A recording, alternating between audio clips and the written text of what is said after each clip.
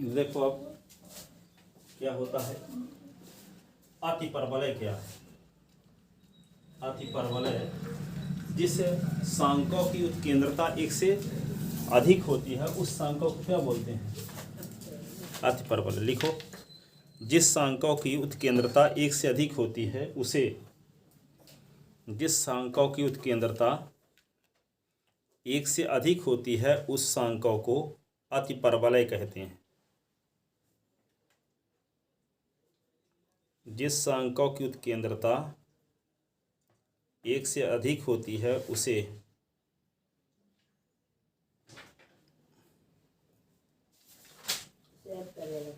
उसे अतिपरवलय कहते हैं। आपने 1 घंटे में कहा है वो लिखने के लिए ना। जिस सांकों की उत्केंद्रता, लिख लिए, एक से अधिक होती है उसे क्या कहते हैं? अतिपरवलय कहते हैं। ठीक है, अतिपरवलय का देखो, अतिपरवलय का मानक समीकरण, मानक समीकरण, अतिपरवलय का मानक समीकरण x² minus π² is equal to 1। अतिपरवलय का मानक समीकरण, इसका चित्र कैसे बनेगा? दूसरा लिखो, चित्र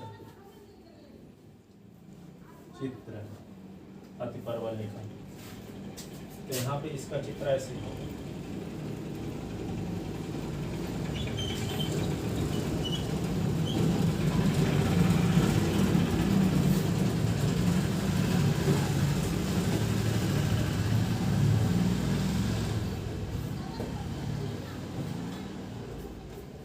यहाँ पे नाभ होगी यस डैश, इसका निर्देशांक क्या होगा? AE, 0 minus AE, 0।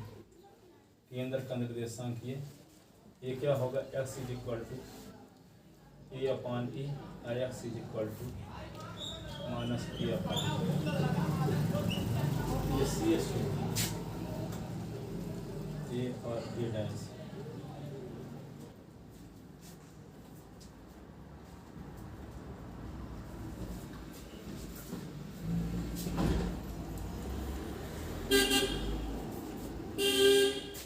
क्वेश्चन लिख लियो ना, उस क्वेश्चन में तो उसी किताब से लिख लेना कि वो लिखा रहने दे। हाँ, तो देखो नंबर फर्स्ट चित्र तो बना दिए ना, दूसरा क्या होगा? तीसरा, इसमें जो उसमें दीर्घाक्ष होता था ना, इसको बोलते हैं अनुप्रस्थ अक्ष। क्या बोलते हैं? अनुप्रस्थ अक्ष। यहाँ बोलेंगे अनुप्रस्थ अक्ष, अनुप्रस्थ अक्ष। और वहाँ जो होता था लघु अक्ष होता था, तो यहाँ संयुग्मी अक्ष होता। क्या होता है? संयुग्मी अक्ष। चौथा संयुग्मी अक्ष 2b।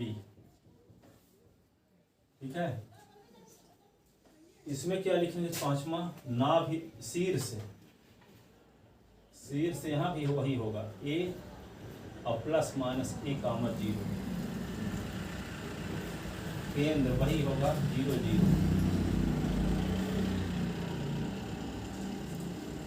अक्ष का समीकरण जिसमें नाभि स्थित होती है। तो नाभि कहाँ स्थित है? x अक्ष में के y अक्ष में? y बराबर 0। नाभि लंब की लंबाई, नाभि लंब की लंबाई क्या होगी? नाभि लंब 2b²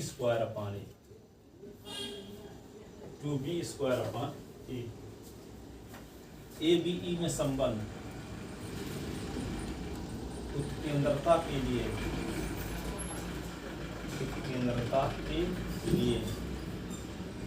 ABE में संबंध, ABE में संबंध क्या है? b² बराबर ए स्क्वायर 1 माइनस स्क्वायर वहां लिखते थे, हाँ। यहाँ ई स्क्वायर माइनस 1 लिखेंगे, यही अंतर है और सब वही है। B square is equal to A square और 1 माइनस ई स्क्वायर लिखते थे, यहाँ लिखेंगे ई स्क्वायर माइनस 1। इसलिए मैंने पहले ई लिखा गया, मैं थोड़ा गलत में ए वन बनाने लगा। तो B square is equal to अंदर गुणा कर दो, तो यहाँ पे क्या हो जाएगा, ए स्क्वायर को इधर ले आओ तो B square upon A square is equal to E square minus 1। ठीक है, अब क्या करेंगे हम, माइनस 1 को इधर ले आओ, B square upon A square plus 1 is equal to E square, इसके नीचे 1 लिखो। ठीक है ना, तो B square plus A square upon A square is equal to E square under root B square A square upon A square is equal to under A square plus B square upon A square. ये A B E में उत्केंद्रता निकालने के लिए formula बन गया है, a square plus B square upon A square.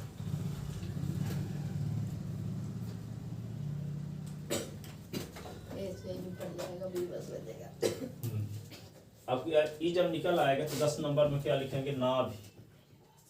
तो नाभि का निर्देशांक वही होगा जो उसमें देर में था, प्लस माइनस ए ई कामा 0। नाभिलंब का समीकरण भी वही होगा, नाभिलंब का समीकरण क्या, x is equal to plus minus a ई।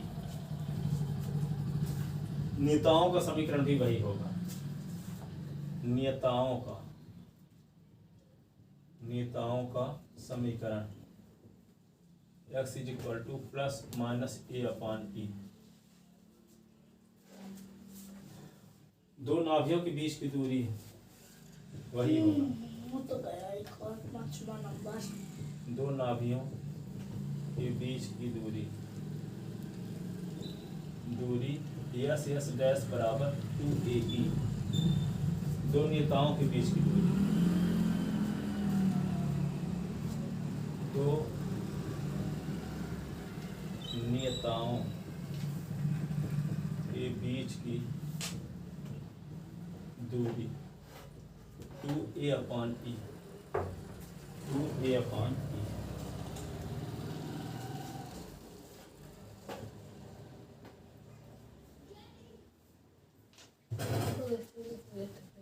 समझ गए?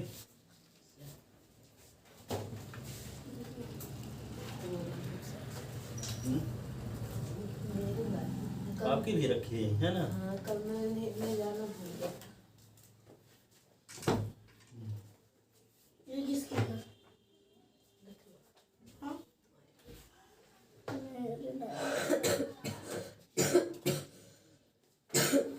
तो देखो क्वेश्चन 11 की है। 14 की है। हाँ 10.4 14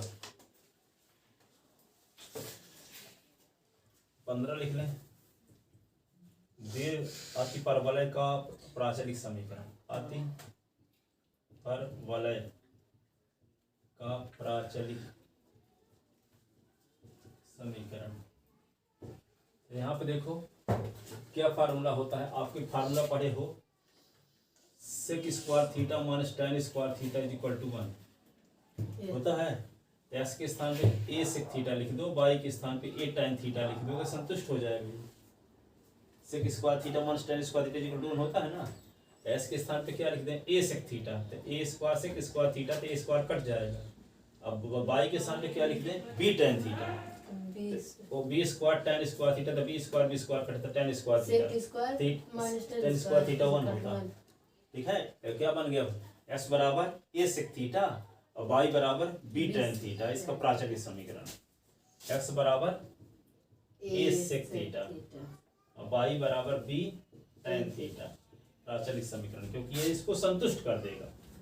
लेकिन एस वाई का मान एस वाई के पदों में नहीं है, थीटा के पदों में, तो थीटा क्या कहलाएगा, प्राचल। इस प्रकार बने समीकरण कहलाएंगे प्राचलिक समीकरण। जब एस और वाई का मान एस वाई को छोड़कर तीसरे चर के रूप में दिया रहता है तो तीसरे चर को कहते हैं प्राचल। इस प्रकार बने समीकरण को कहते हैं प्राचलिक समीकरण। ठीक है, यहाँ एक्स वाई का मान एक्स वाई के पदों में नहीं है, थीटा के पदों में।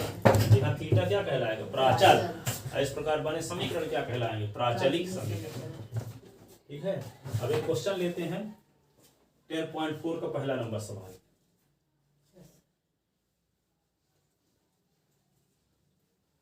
सब निकालते हैं। 10.4 का question number first, NCERT maths class 11 10.4।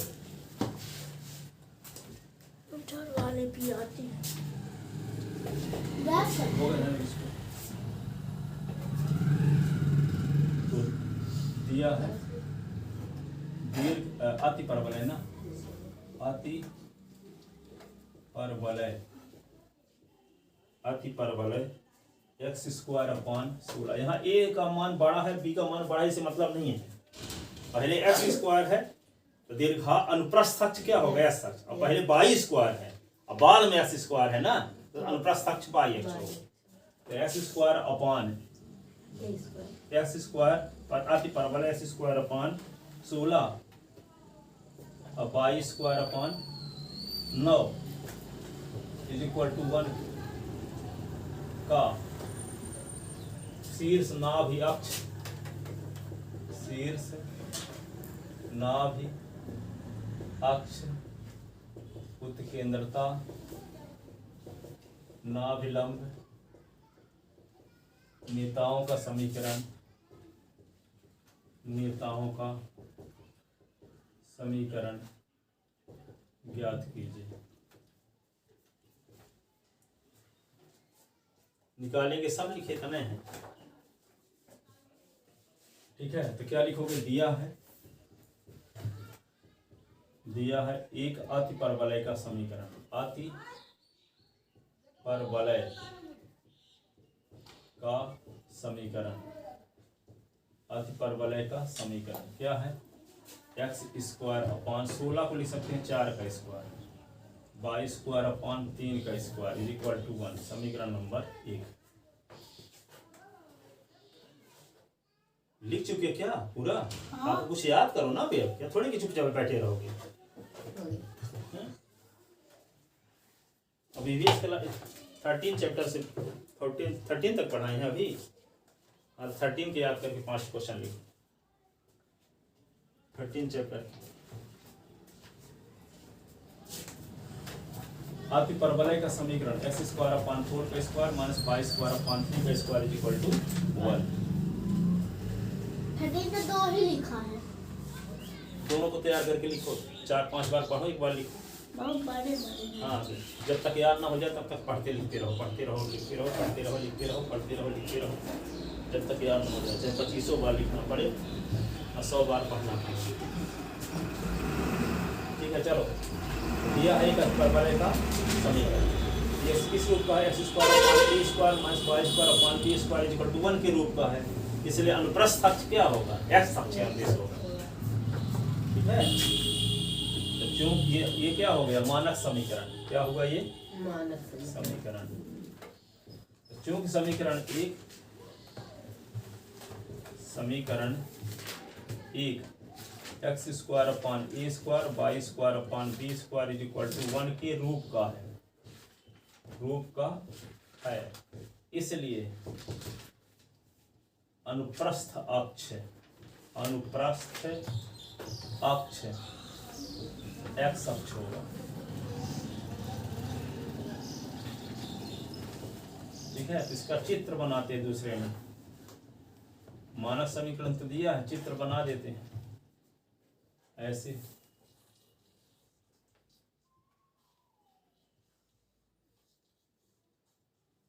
दोनों साइड करूँगा हर बार। यस, हाँ, हर बार। क्या थोड़ी कि एक बार 2 नाप तभी ना आएगी। एक से तो बना तो परवलय जैसे हो जाएगा। यस यस डैश, इसका निर्देशांक a0, इसका माइनस a0, ये शीर्ष ए डैश है और ये ए है, ये x is equal to a upon a है, ये x is equal to minus a upon a है। केंद्र का निर्देशांक 0 0 है।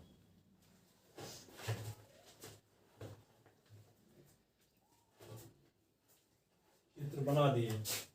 तीसरा क्या लिखेंगे? शीर्ष। शीर्ष ए का निर्देशांक क्या होगा?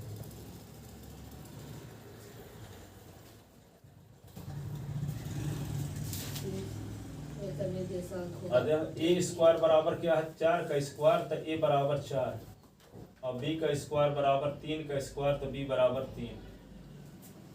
तो अनुप्रस्थ अक्ष शीर्ष क्या होगा? ±4 0 ना, ±a0। ए का निर्देशांक क्या होगा? ±4 0। चौथा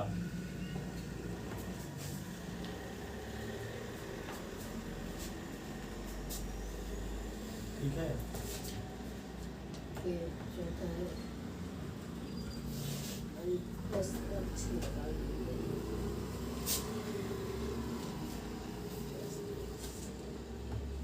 ठीक है, यस अनुप्रस्थ अक्ष आ गई है। अब क्या निकालोगे? अनुप्रस्थ अक्ष कहाँ निकालेंगे? शीर्ष आ गया। अनुप्रस्थ, अनुप्रस्थ लिखो, अनुप्रस्थ।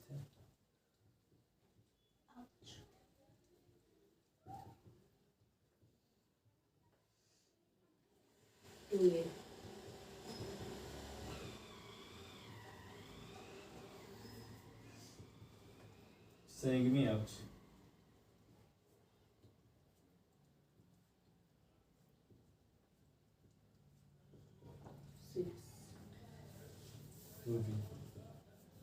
दो गुणे 3 बराबर 6। फिर क्या आएगा? अक्ष केंद्र सीधे 0 0 6। केंद्र का निर्देशांक क्या होगा? 0 0। अक्ष का समीकरण,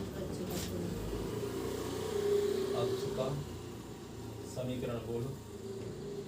एक्स अक्ष तो y बराबर 0। नाभिलंब की लंबाई,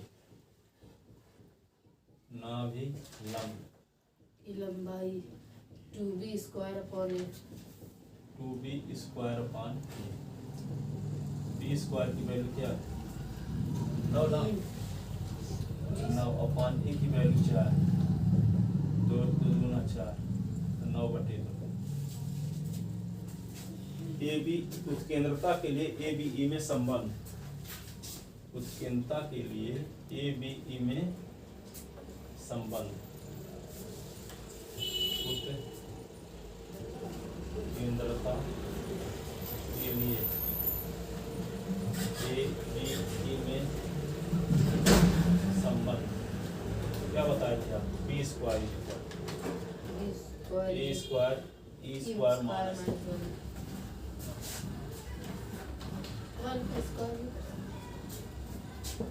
ई का मान छोटा हो जाएगा तो दीर्घवृत्त कहलाएगा। कुछ भी थोड़ी लिख दोगे। 1 माइनस ई स्क्वायर का 2 ई की वैल्यू क्या आ जाएगी? 1 से छोटी हो जाएगी, जबकि परवलय में ई की वैल्यू 1 से बड़ी होती है। ई स्क्वायर माइनस 1 स्क्वायर 1 का स्क्वायर काहे करोगे? जरूरत ही नहीं।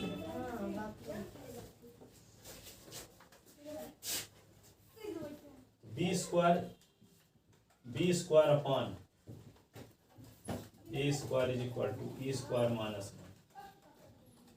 B square plus A square upon B square upon A square plus 1 is equal to A square. B square plus A square upon A square is equal to A square. तो a is equal to under root a square plus B square upon A square. इसमें मान ना रखना है। हाँ तो value put कर दो। वैल्यू हम पुट नहीं किए ना, यहीं से पुट कर देते हैं। आप सीधे सीधे लगा बी स्क्वायर की वैल्यू 9, ए स्क्वायर की वैल्यू 4, 16, यही ना। हाँ 9/16 बराबर ए स्क्वायर माइनस 1। 9/16 प्लस 1, इसके नीचे 1, तो यहाँ पे क्या होगा? 9 + 16/16 बराबर ए स्क्वायर बराबर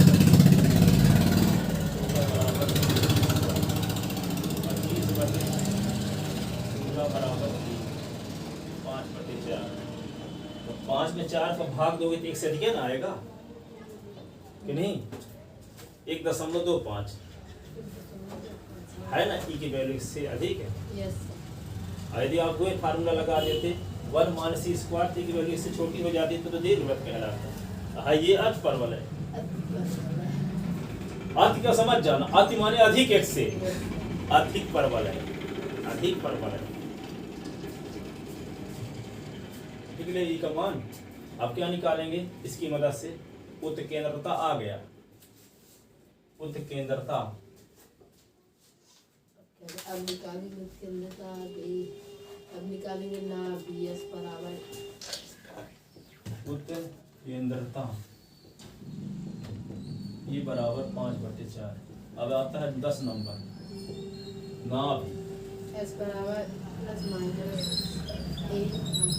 प्लस माइनस ए कॉमा 0 प्लस माइनस ए की वैल्यू क्या 4 और ई की वैल्यू 5/4 4 गुणे 5/4 और 4 4 कट यस का निर्देशांक प्लस माइनस 5 कॉमा 0। नाभिलंब का समीकरण का समीकरण x बराबर प्लस क्या कर रहे हो? कुछ नहीं।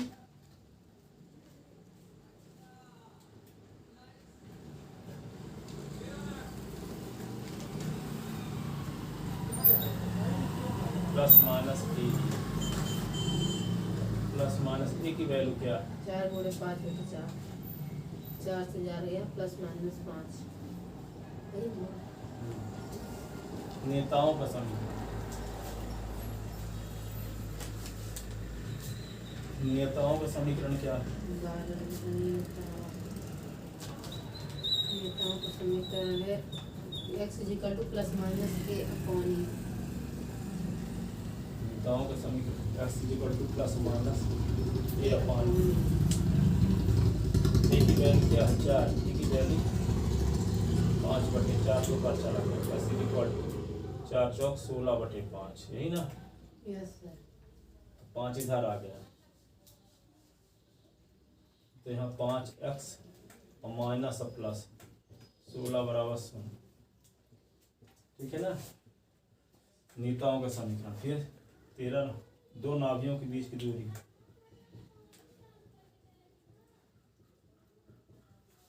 बीच की दूरी एस एस डैश बराबर 2a ई 2 गुणे ए की वैल्यू 4 ई की वैल्यू 5/4, ऐसे ना। यस तो 10 दो नेताओं के बीच की दूरी, दो नेताओं के बीच की दूरी 2a अपॉन 2a के स्थान पे क्या 4 और e के स्थान पे 5/4 2 चौक को 8 चौक 32/5।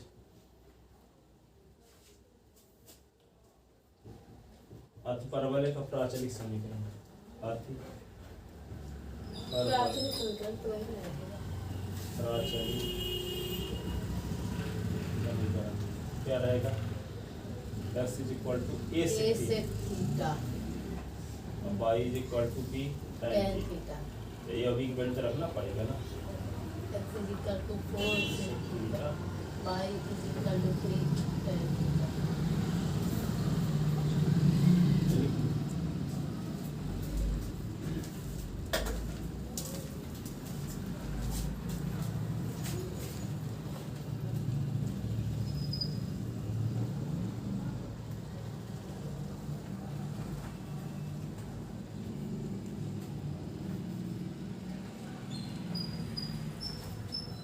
लिख लिए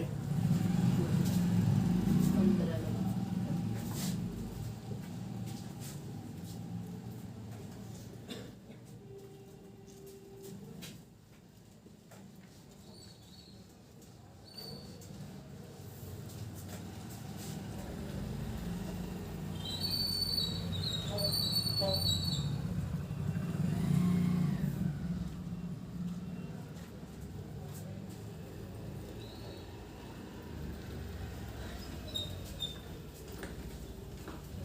एक क्वेश्चन अपन करके आना x² अपान 36 y² अपान 9 बराबर 1। दूसरा क्वेश्चन घास लगाना। तीसरा X square upon 100 Y square upon 81 is equal to 1। X square upon 49 Y square upon 25 is equal to 1। X square upon 4 और Y square upon 1 is equal to 1। ये पांचों सवाल लगाना, सब चीज़ प्रैक्टिस हो जाएगी। फिर दूसरा प्रकार को बताएंगे इस टाइप का, Y square upon B square minus X square upon A square is equal to 1 यदि है तो इसका चित्र ऐसे बनेगा, ऐसे ऐसे।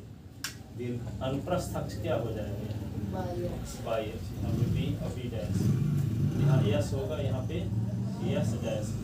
ये 0 ये बी ई होगा और 0 माइनस बी ई होगा। नेताओं का समीकरण बाई बराबर माइनस बी अपान ई और यहाँ बाई बराबर बी अपान सी। 0 बी 0 माइनस ऐसे। तो इनकी प्रैक्टिस कर लेना 5 सवाल में, तब फिर ये टाइप का बताएंगे। हाँ कल मैं आपको क्या दिलाऊंगा कि हाँ करवाना चेक करना 5 क्वेश्चन सबूत ना जब वो नहीं है तो